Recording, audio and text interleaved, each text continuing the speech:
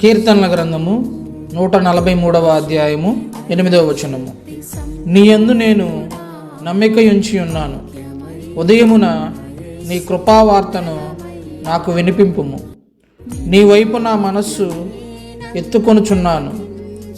నేను నడవవలసిన మార్గము నాకు తెలియజేయము. ఆమేన్. ప్రార్థన.